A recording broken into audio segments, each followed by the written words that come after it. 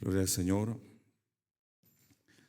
El tema de hoy nos habla acerca del pacto y cómo Nehemías regresa nuevamente en el año 32 de Artajerjes a Jerusalén. Él había ido al rey y regresa y encuentra una situación diferente a como la había dejado. Después de que había luchado tanto por restaurar no solamente los muros de la ciudad, sino también restaurar el culto o la vida espiritual del pueblo, él regresa y encuentra que han vuelto a sus mismas vidas.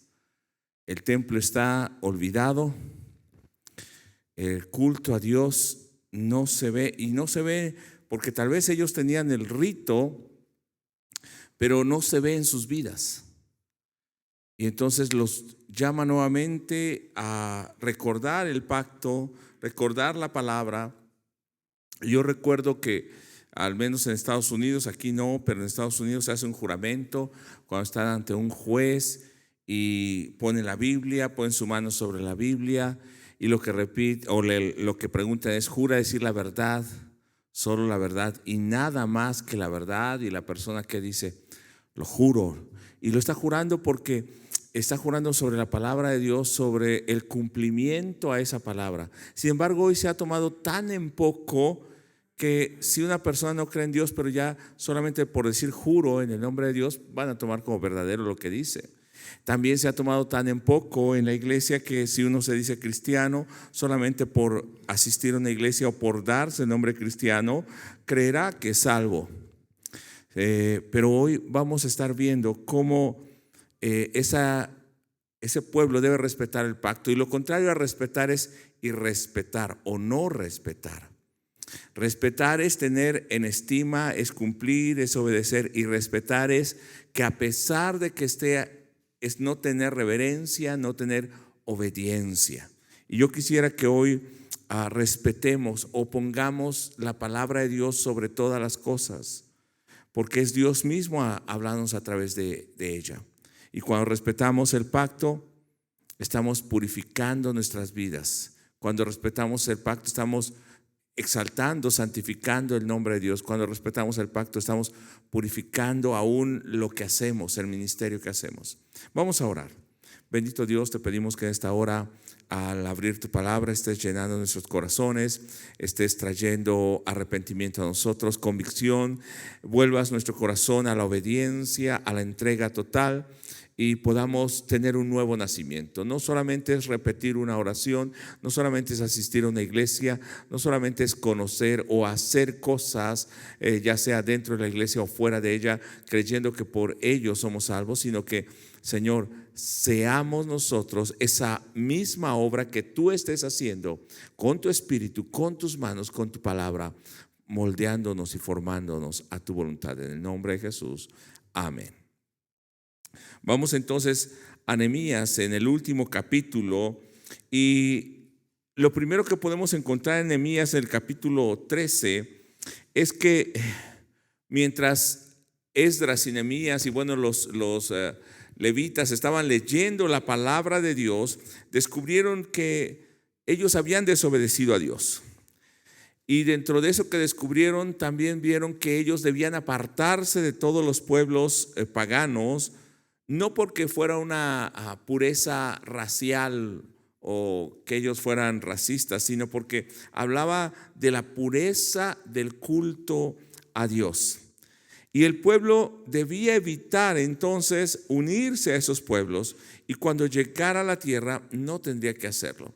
Y dentro de esos pueblos, entre el año 1446 que salen de Egipto al 1406 que entran, cuando están en ese paso ya por llegar, cerca del 1406, por llegar a Canaán, hay dos pueblos que se les oponen: los moabitas y los amonitas. Y Dios había dicho que no tendrían que entrar dentro del pueblo de Dios porque, por ejemplo, ellos pagaron a Balaam, un falso profeta, para que los maldijese. Pero Dios, ¿qué hizo? A pesar de eso, los bendijo.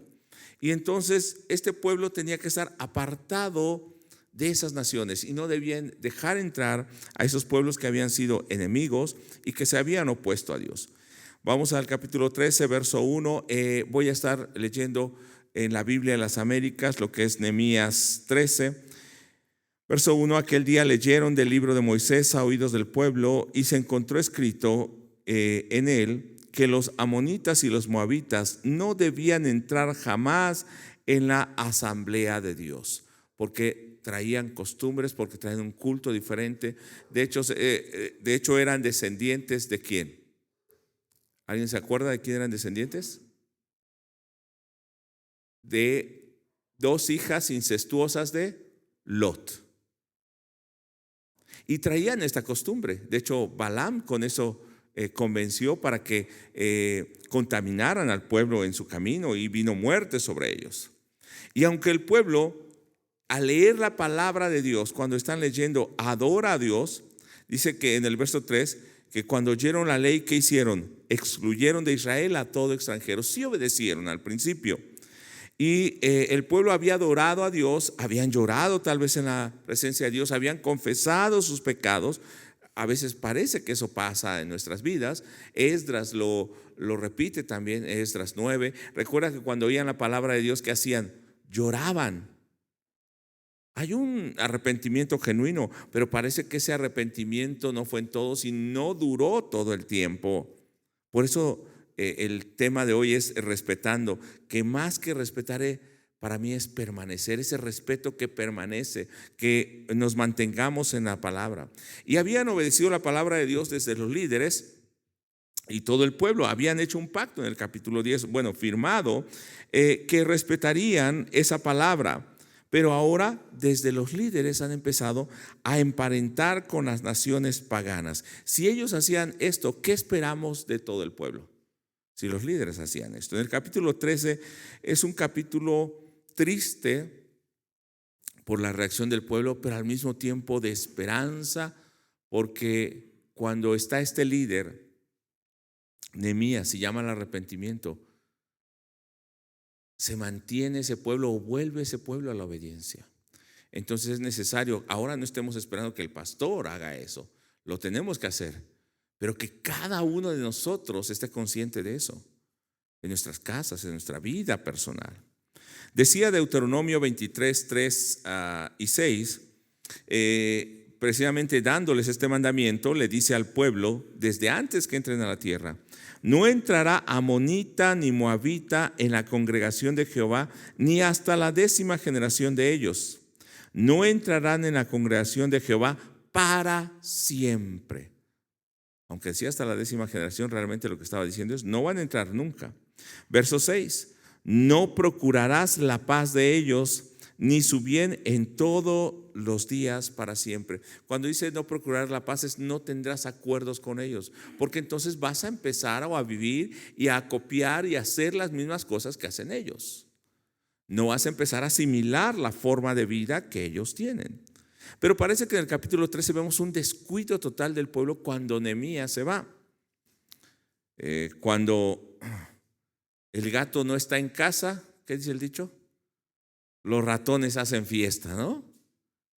Y a veces parece que necesitamos que alguien esté tras de nosotros para que podamos obedecer. Y no debe ser así. Había un descuido, y cuando Nehemías va a visitar al rey, o va recuerde que antes él había estado sirviendo al rey, va a dar cuentas también de eso, deja Jerusalén, y cuando él regresa, parece que las cosas han cambiado. Los mandamientos y el pacto que habían hecho o que habían firmado para seguir al Señor, entonces lo descuidan y empiezan a volver a sus costumbres. O sea, cuando Nehemías regresa, estaríamos hablando del año 433 antes de Cristo. Él regresa, y este pueblo, y esto es bien importante, 433 antes de Cristo. Ellos habían sido echados de su tierra desde el año 586, destruida Jerusalén, y en el 433, 150 años aproximadamente, están regresando, han reconstruido la ciudad. ¿Y qué están haciendo ahora que han regresado? Haciendo lo mismo por lo que Dios los echó. Se habían olvidado. Yo siempre he dicho, y bueno, es un dicho común, que un pueblo que olvida su historia está condenado a repetirlo. Pero también un cristiano que olvida de dónde el Señor lo sacó, lo que Dios le perdonó, y tiene en poco la salvación, a veces está condenado a regresarse a su vida. Es como el perro que vuelve a su vómito, como la puerca lavada que vuelve a revolcarse en el lodo. Hubo un descuido, esto no fue en un momento, hubo un descuido y hubo poca importancia a la palabra de Dios. Y esto empieza desde los líderes. Vamos al capítulo 13, verso 4, y vea lo que hacen los líderes. Aquí habla o se refiere al sacerdote Eliasib. Dice verso 4, antes de esto, el sacerdote Eliasib, encargado de los aposentos de la casa de nuestro Dios, que era pariente de Tobías. ¿De quién era pariente? El siervo amonita que había procurado el mal, que había hablado en contra de ellos, que quiso ir para matarlos, aquel que siempre estaba levantando y quería acusarlos con el rey. Un sacerdote se había emparentado, sus hijos tal vez, o él mismo, no nos dice exactamente aquí, pero luego vamos a ver a otro más adelante. Pero bueno, había emparentado con Tobías, o sea, un enemigo del pueblo, ahora era amigo de un líder, del líder del pueblo. ¿Qué pasa aquí? Este hombre que había menospreciado al pueblo de Dios y la obra de Dios, ahora era tenido en estima por el mismo pueblo. No solamente dice que le habían preparado recámaras en el verso 5, le habían preparado un gran aposento donde anteriormente colocaban las ofrendas. Dentro del mismo lugar sagrado estaba una recámara para él, para el enemigo. Y esto nos da mucho que ver. Esto, y después estaremos viendo también al hijo del sumo sacerdote. ¿Qué nos quiere decir? Que este pueblo se descuidó y fue dejando entrar ¿a quién? Al enemigo. Fue dejando entrar al enemigo que se volvió su amigo. Y ahora estaba ocupando un lugar principal o estaban teniendo amistad en lugar de darle importancia a ese lugar donde se guardaban los utensilios, las ofrendas, los diezmos. No se le daba el servicio que debía tener, porque ahora tenían la influencia de un enemigo de Dios. Le habían dado cabida en la misma casa de Dios. Esto pasa cuando Dios ha lavado nuestra vida, somos templo, y después de un tiempo le empezamos a dar cabida a algunas cosas en nuestro corazón y en nuestra mente. ¿Cómo qué cosas? La mentira, la envidia, el rencor, el orgullo. ¿Qué más? La soberbia, la avaricia, la lascivia. Todo de lo que el Señor nos había limpiado y que son enemigos de nuestra salvación, empezamos a darle no solamente un lugar, una recámara, dice ahí, dentro de las cámaras especiales. Empezamos a tolerar, empezamos a abrir las puertas. Al final el enemigo estará viviendo en la propia casa. Es como Jesús decía, enseñando sobre el espíritu inmundo. El Señor ha limpiado la casa, ese espíritu inmundo se va, pero luego regresa y esa casa ¿cómo está? Vacía, está ordenada, está vacía, pero regresa ahora con 7 espíritus peores que él. O sea, está trayendo una condición peor que la primera. Verso 7. Y cuando regresa Nehemías, dice que vino y me enteré del mal que Eliasib había hecho para favorecer a Tobías.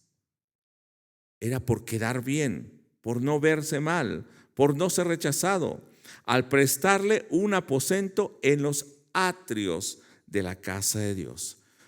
Y quiero tocar algo aquí, no sé si delicado, pero muchas de las doctrinas y costumbres de las iglesias, iglesias cristianas.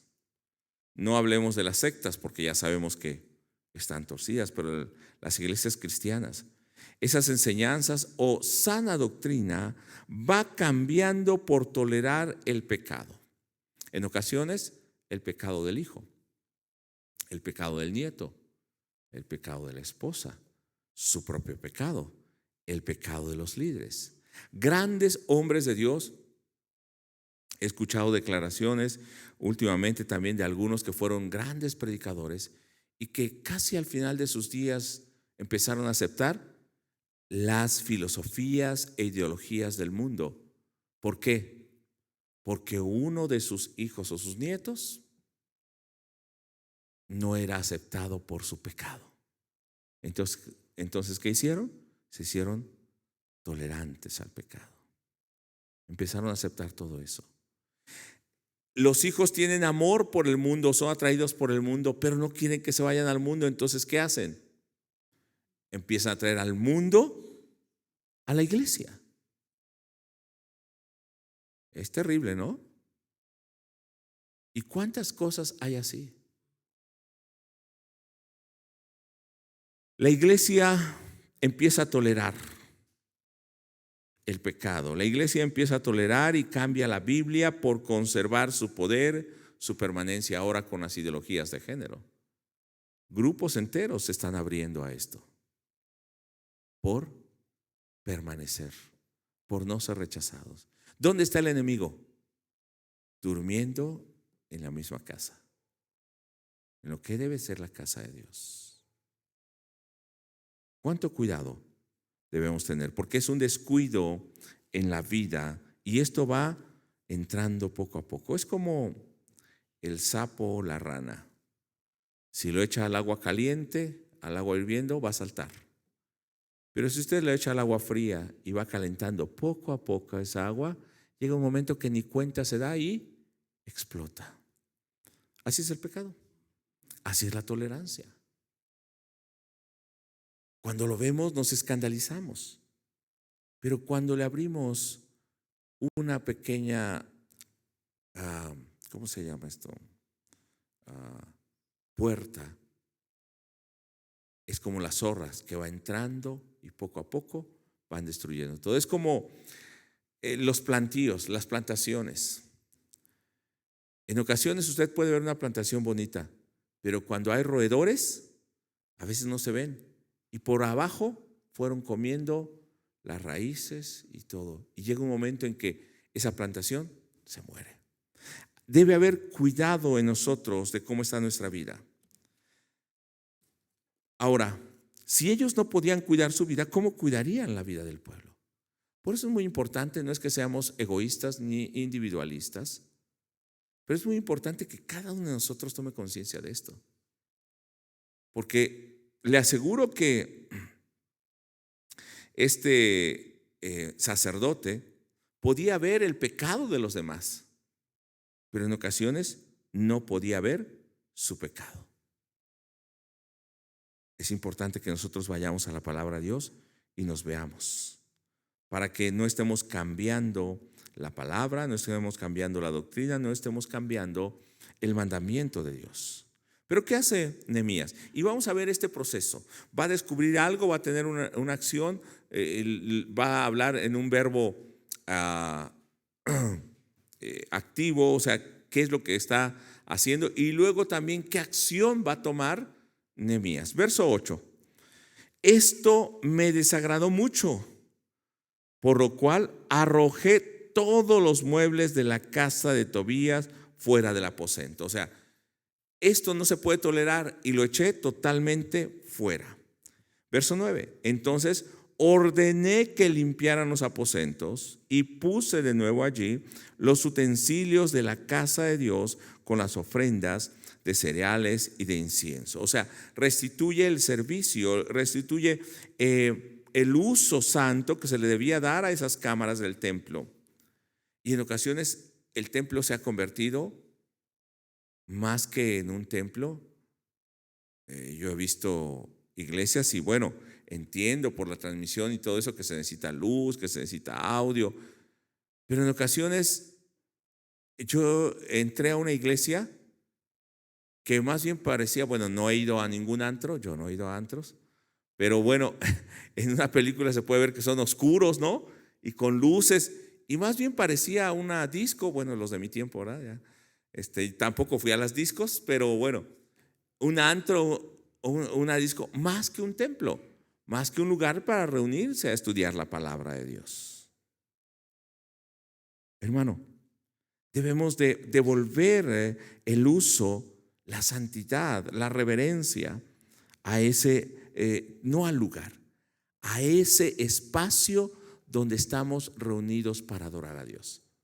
Porque no es el lugar material, sino el uso que le estamos dando y la función. Que finalmente es un templo, una casa, donde allí nos reunimos a adorar al Dios Santo. Entonces restituye el uso. No son salones de fiestas los templos, no son lugares para reuniones políticas, es un lugar santo para Dios. ¿No era el lugar donde Dios hacía descender su presencia?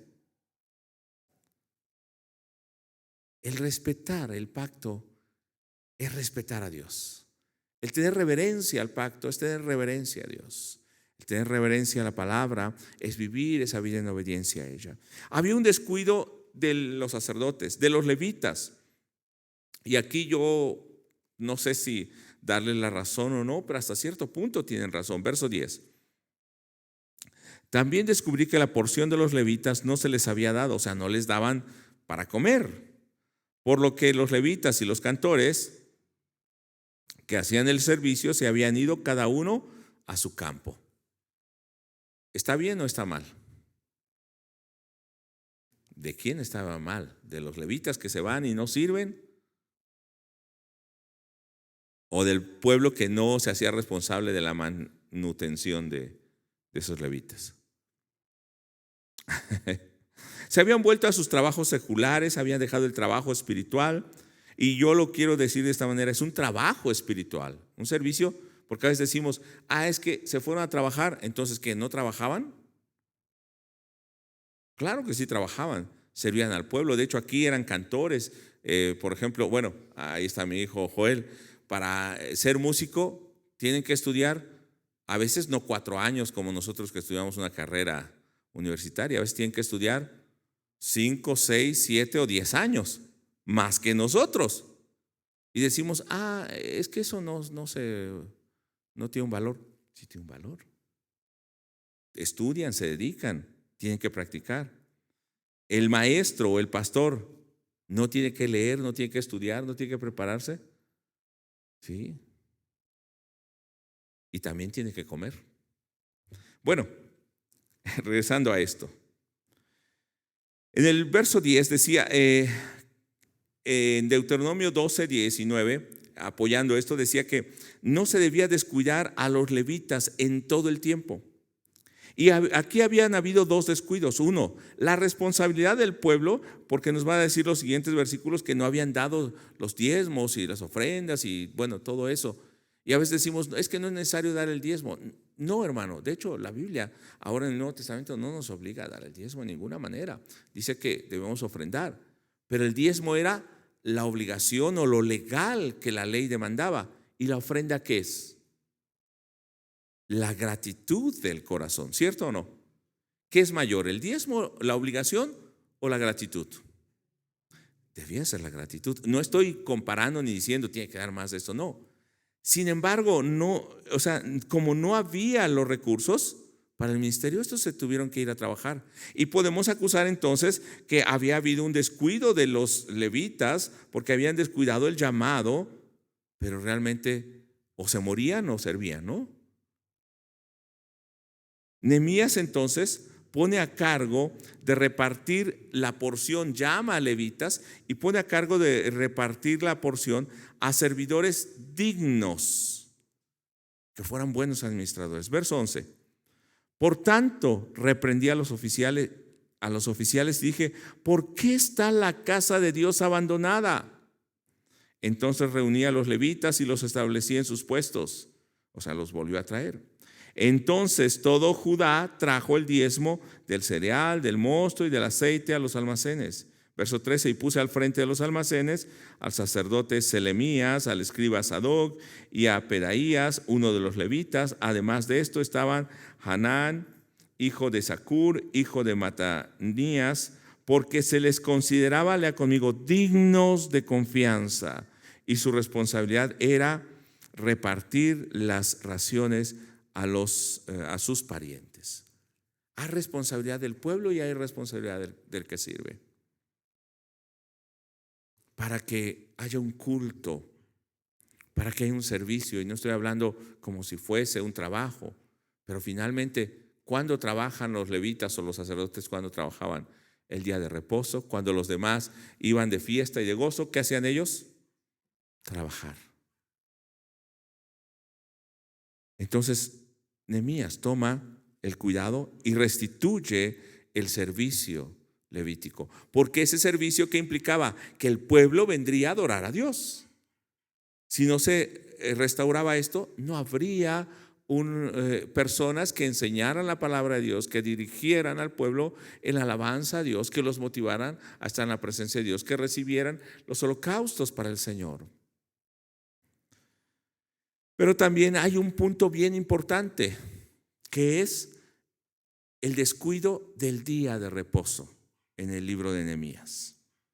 Este día de reposo era señal del pacto de Dios con ese pueblo.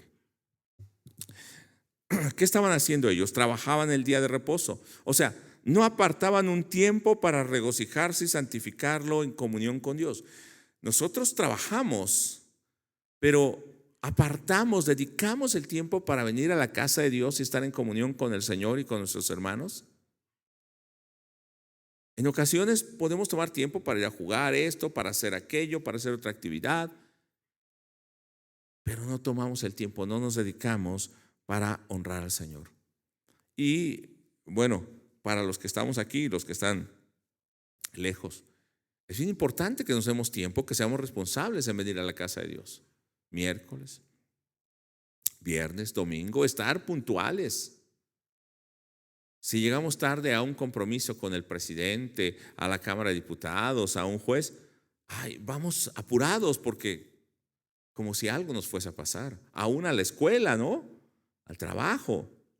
Pero para tener nuestro culto a Dios, bueno, eso puede esperar. Dios puede esperar. No sé si usted puede notar qué descuido tenemos a veces en nuestra vida. Estamos teniendo al Señor en segundo lugar.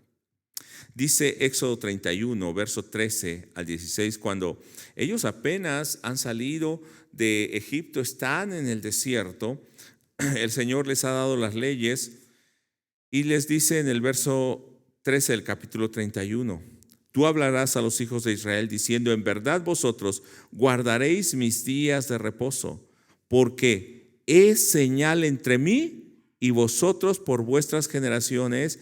Lean conmigo, para que sepáis que yo soy Jehová, que os santifico. O sea, ¿qué era lo que significaba eso? No el sábado, no el día en sí, sino eso les iba a recordar que Dios los había santificado o apartado de las naciones. Cuando venimos a honrar, a adorar a Dios, a estar en comunión, ¿qué nos debe recordar? Que somos un pueblo apartado para el Señor. Claro, el hablar del reposo es muy amplio, pero quiero hablar de algo rápido. Ellos habían descuidado eso, estaban olvidando que eran un pueblo especial y estaban olvidando el pacto con su Dios. Verso 14. Así que guardaréis el día de reposo, porque santo es a vosotros. El que lo profanare, de cierto, morirá. ¿Cuál era el castigo? La muerte. Verso 17. Señales para siempre entre mí y los hijos de Israel, porque en 6 días hizo Jehová los cielos y la tierra, y en el 7º día cesó y reposó. Lo que está diciendo también, no solamente el Señor lo santifica, sino también es señal de que Dios es creador.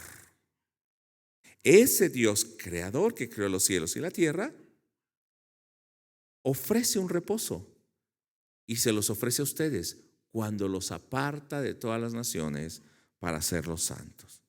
Regresemos a Nehemías. Nehemías 13, verso 15. En aquellos días, vea lo que está haciendo Nehemías, cuidando todo, viendo qué está pasando, volviendo al pueblo como gobernador, pero veo que tiene un papel más que como gobernador, como también de un profeta o de un líder religioso. Dice, vi en Judá algunos que pisaban los lagares en el día de reposo. Iba a decir todo lo que hacían, y al final del verso dice, y los traían a Jerusalén en día de reposo. ¿Y qué hizo? Y les amonesté. ¿Por qué no tenían que hacer eso? Les llamó la atención. Verso 16, al final, dice que también había quienes venían con mercadería, pescado y todas esas cosas, los tirios. Dice, y los vendían a los hijos de Judá en día de reposo. Algunos no lo hacían, pero permitían que otros lo hicieran.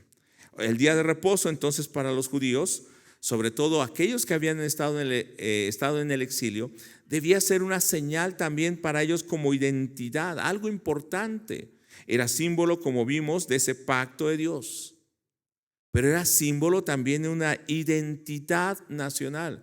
El que nos reunamos a alabar a Dios, a cantar, tal vez levanta sus manos, aplaude, canta, llora, ora o puede danzar, pero el que vengamos en ese culto, venimos con un propósito principal, a tener comunión con Dios y escuchar su palabra, más que la liturgia en sí. A escuchar su palabra, a aprender de Él. Eso representa identidad como pueblo, un pueblo evangélico. ¿Cuál es la diferencia del pueblo evangélico a diferencia de la iglesia tradicional? Que antes, no sé ahora, traíamos siempre la Biblia. Yo sé que esta está muy grande, ¿no? La que traigo, pero siempre traíamos la Biblia, leíamos la Biblia, cantábamos al Señor. La forma de hablar, de conducirnos era diferente. Ahora no se ve tanto esa diferencia. ¿Será que el tiempo ha cambiado? ¿Será que los cristianos hemos dejado esa identidad, ese pacto con Dios? Regresemos a la palabra.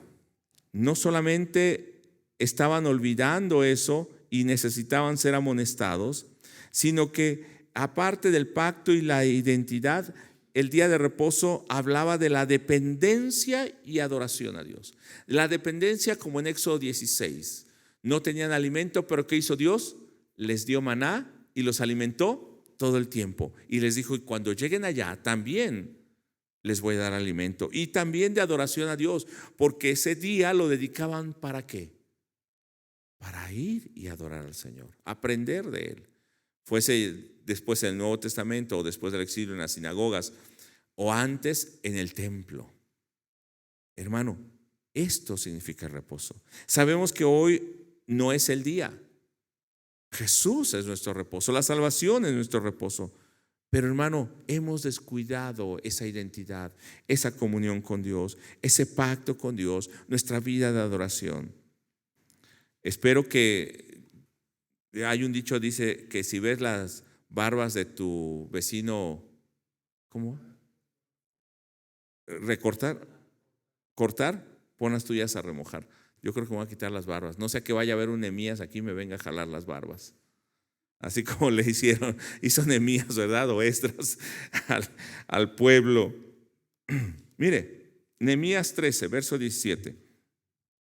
Entonces, ¿qué hace Nehemías?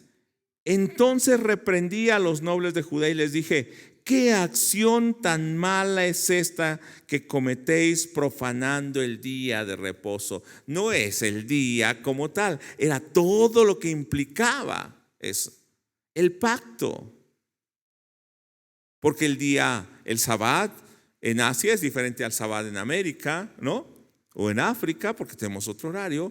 No es el horario, es lo que implicaba, porque el centro era la adoración a Dios, el Dios creador que los había santificado. Y ellos estaban profanando el día de reposo, por eso tenían que respetar eso, tenían que honrar a Dios, tenían que ser reverentes. Y les recuerda el pecado, iba a hablar acerca de un hombre muy famoso en la Biblia, en el verso 18 en adelante. Les va a hablar primero de sus padres y después les va a hablar también de otro hombre más adelante que es Salomón. Pero en el verso 18, ¿no hicieron lo mismo vuestros padres? Nuestro Dios trajo sobre nosotros, sobre esta ciudad, esta aflicción. O sea, por lo que hicieron nuestros padres, ¿qué trajo Dios? Aflicción. Vosotros pues aumentáis el furor contra Israel al profanar el día de reposo. Ustedes saben lo que Dios hizo y lo están haciendo.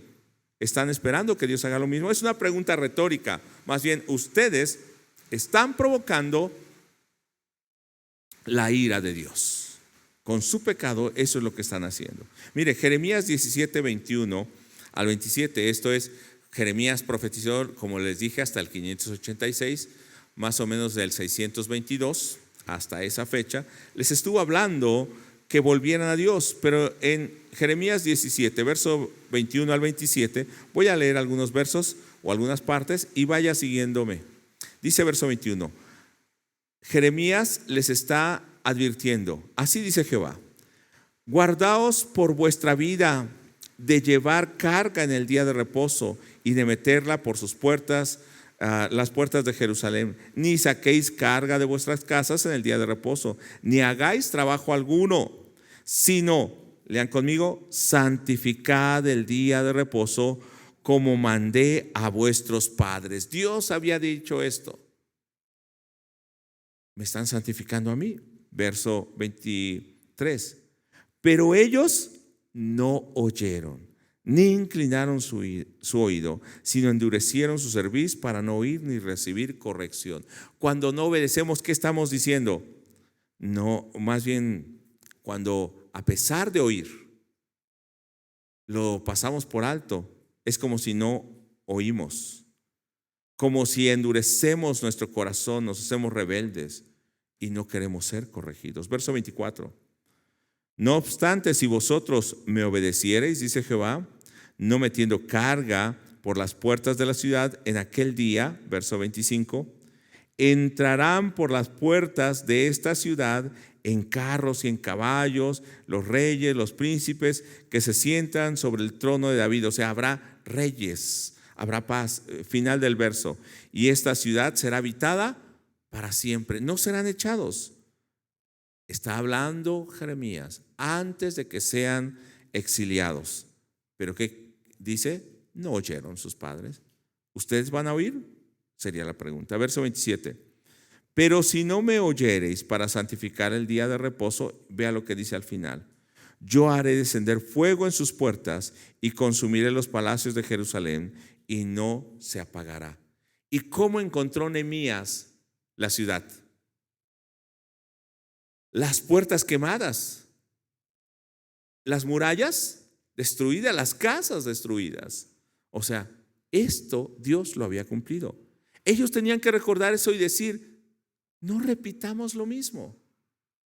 Pero a veces repetimos lo mismo. Y toma acciones, Nehemías, en el verso 19. Entonces dice que en la segunda parte del verso: ordené que se cerraran las puertas y que no las abrieran hasta después del día de reposo. Nadie va a entrar ni salir, nadie va a vender, ni ustedes aquí, ni aquellos que vienen a vender. Verso 22. Y ordené a los levitas que se purificaran y que vinieran a guardar las puertas para santificar el día de reposo. Tomemos acciones concretas.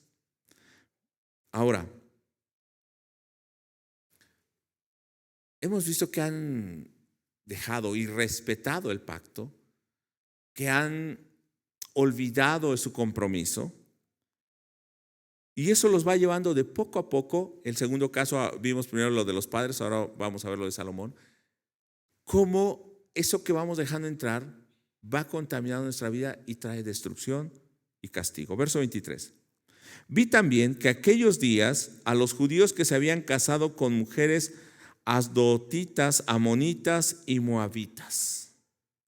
Entonces se enoja Nehemías Verso 25, toma acciones, se da cuenta del pecado, del error y corrige ese error. Y contendí con ellos y los maldije y herí a algunos de ellos y les arranqué el cabello y les hice jurar por Dios diciendo: no daréis vuestras hijas a sus hijos, tampoco tomaréis de sus hijas para vuestros hijos, ni para vosotros mismos. El hecho de maldecir al pueblo no está diciendo que les dijo groserías o sean malditos, sino les está recordando lo que la palabra de Dios decía en Deuteronomio 28, verso 15 en adelante. Primeros versos: benditos sois si ustedes oyen y guardan esas palabras, van a ser benditos en el campo, la ciudad, etc. Verso 15: pero si no oyen y guardan esas palabras, ¿qué van a hacer? Malditos en el campo y la ciudad. Lo mismo dice Levíticos 26. De hecho, Levítico 26 dice: si no oyen, yo traeré sobre ustedes 7 veces más maldiciones. De eso está hablando. Tal vez el hecho de que Nehemías les haya arrancado los cabellos no era lo correcto. O sea, todo lo que vemos en la Biblia no es que todo sea correcto, el actuar de las personas. Pero tal vez Nehemías llegó a un momento de enojo que casi les dijo: ¿cómo les hago entender? ¿No? O sea, porque yo me imagino a Nehemías agarrándole los cabellos, ¿no? ¿Qué no entienden? Ya les dije, ya vieron, les enseñé y vean lo que están haciendo. Pero también puede ser, si era correcto, que cuando ellos estaban tristes o de luto, ¿qué hacían? Rasgaban sus vestidos, se rapaban o se arrancaban el cabello. Puede ser que hablaba de esto. O sea, ¿saben qué? Deben raparse, deben ponerse tristes, rasgar sus vestidos, echarse ceniza, porque lo que están haciendo es pecado delante de Dios. Sin embargo, este hombre, por el último punto que vamos a ver al final, sin embargo, este hombre estaba procurando cumplir lo que Dios le pedía. Les decía hace rato que alguien que olvida la historia está condenado a repetir esa historia. Entonces los creyentes o los que no van a la palabra de Dios y la olvidan, están condenados a profanar el pacto de Dios, a volver el pecado. Y nos va a poner Nehemías y la Biblia como ejemplo a Salomón, que él, por guardar la paz con todos los pueblos de alrededor, ¿qué hizo? Se casó con las hijas de los principales y de los reyes, de la religión que fueran paganas. Llegó a tener ¿cuántas mujeres? Y 700 concubinas, 1000. Pobrecito de Salomón. ¿Cuántos son casados? Si con una mujer a veces desde la mañana hasta la noche no nos da tiempo de que ayúdame aquí, vamos para acá, hacemos todas las cosas juntos, hay que cuidar a los niños, o no, y el trabajo, imagínense con 1000. Bueno, es que era irresponsable. No creo que él atendiera todas las necesidades de sus esposas, ¿no? Pero realmente Dios hizo un varón y una mujer para estar juntos, porque nos complementamos en todo. Pero va a poner como ejemplo a Salomón. Salomón hizo esto por guardar la paz, por mantener un reino grande, pero el fin no justifica los medios. A veces por alcanzar almas, porque haya un gran número, se empiezan a hacer cosas que no son correctas. Mira lo que dice el verso 26. No pecó por esto Salomón, rey de Israel, sin embargo que entre tantas naciones no hubo rey como él, y era amado por Dios, y Dios le había hecho rey sobre todo Israel, pero aún a él le hicieron pecar las mujeres extranjeras. Verso 27. Y se debe oír de vosotros que habéis cometido todo este gran mal, obrando infielmente contra nuestro Dios, casándoos con mujeres extranjeras. Si Salomón, siendo el más sabio, siendo rey y amado por Dios, fue arrastrado, ¿ustedes qué?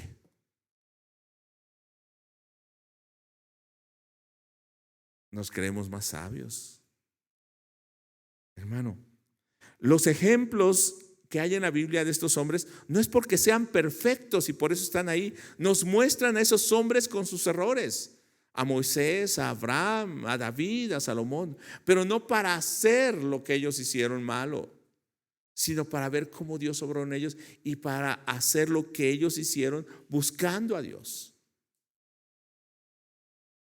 Porque si fuese por el ejemplo de ellos, hermano, estaríamos perdidos. Verso 28.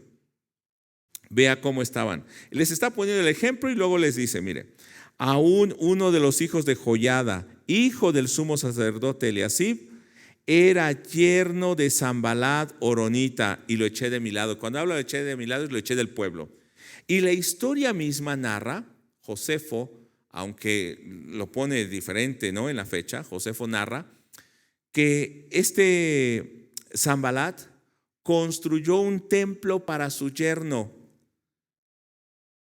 Claro, no en Jerusalén, un templo para su yerno en Samaria.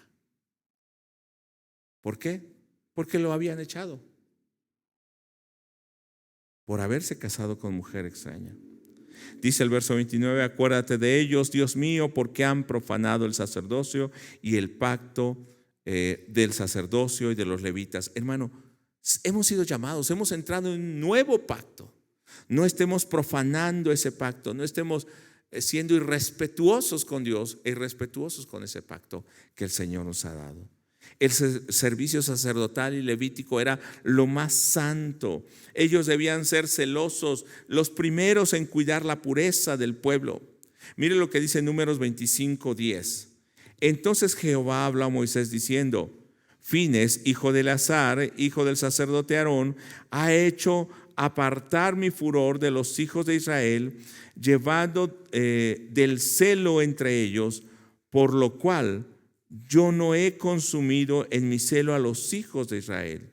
Por tanto, diles, he aquí, yo establezco mi pacto de paz con él, y tendrá él y sus descendientes, su descendencia después de él, el pacto del sacerdocio perpetuo, por cuanto tuvo celo por su Dios e hizo expiación por los hijos de Israel. Los sacerdotes debían ser los primeros. Vaya a este pasaje y luego vea toda la historia. Cómo mostraron ese celo. Es lo mismo en Éxodo 32. Cómo se consagraron los levitas por el celo a Dios. Los primeros. ¿Cómo debemos ser nosotros?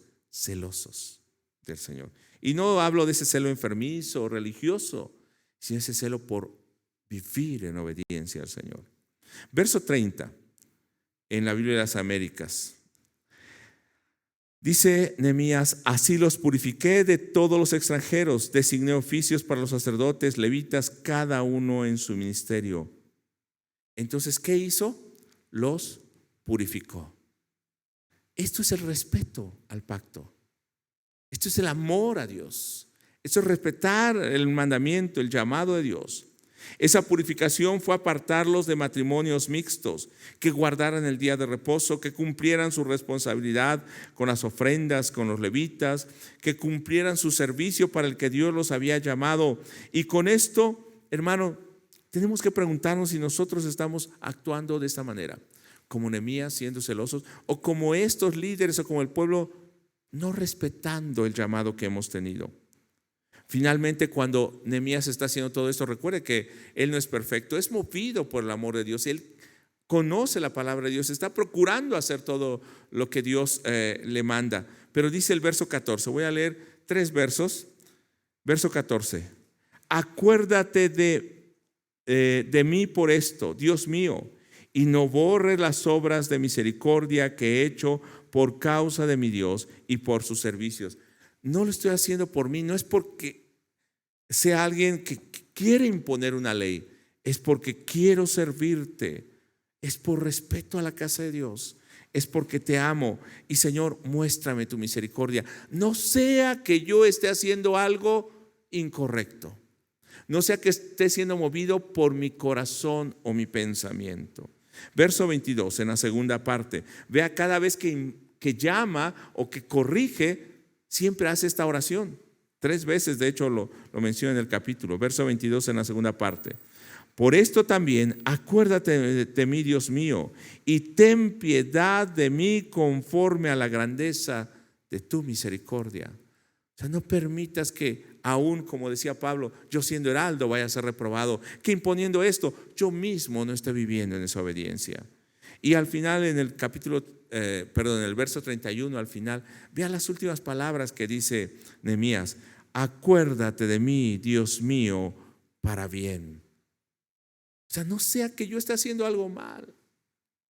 Aún así, que yo tenga cuidado de mí mismo. Guíame, Señor, con tu palabra, con tu espíritu.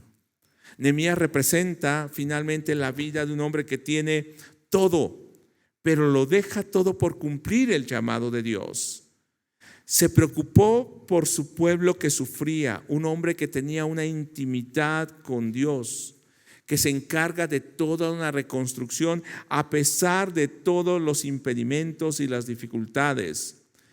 Esa reconstrucción buscaba darle identidad al pueblo, identidad como pueblo de Dios, identidad religiosa, identidad como nación, y va a luchar materialmente, va a luchar espiritualmente por cumplir su llamado o lo que Dios ha puesto. Era un hombre respaldado por Dios. Lo vemos hasta el final. Era un hombre dependiente de Dios. Era un hombre sensible a la necesidad del pueblo. Era un hombre firme aún en medio de la necesidad. Pero es un hombre también dispuesto, firme para corregir la desobediencia. ¿Qué personaje dentro de Nehemías que hemos meditado durante estas semanas, con qué personaje se identifica usted? Tal vez muchos dicen, soy como Nehemías, pero en ocasiones podemos ser como el pueblo enemigo que juzga, que menosprecia, que pretende destruir, o como el pueblo desobediente, no haciendo caso al pacto, un pueblo que no tiene cuidado de lo que está pasando, o como los líderes que son ligeros tolerando el pecado, o como ese pueblo necesitado que clama por justicia. Yo esperaría que fuéramos como Nehemías. Sin embargo, también había líderes encargados que fueron fieles al llamado, que cuando Dios nos ha llamado o cuando alguien nos ha puesto un encargo, cumplamos con ellos, responsables para cumplir nuestro cargo, para servir a nuestros hermanos. Debemos identificarnos, pero sobre todo debemos entender que este libro nos está llamando a vivir una vida de reconstrucción, de edificación, de restitución, pero ¿en qué? En una vida espiritual, volviendo al pacto, volviendo a la obediencia, reconstruyendo el culto santo, viviendo como un pueblo apartado. Yo quisiera que este día, cuando terminamos Nehemías, realmente pensemos, ¿cuánto ha edificado mi vida? ¿Cuánto me ha retado? ¿Me ha llamado la atención? ¿Me ha reprendido? Había mucho más por compartir en Nehemías, pero sé que si usted ahora, terminamos hoy, le da una leída completa, espero que Dios le vuelva a hablar a su vida. Vamos a ponernos en pie. Señor Dios, en esta hora agradecemos por tu palabra. Cuán hermoso es terminar de leer y meditar y memorizar y entender y poner por obra esta palabra.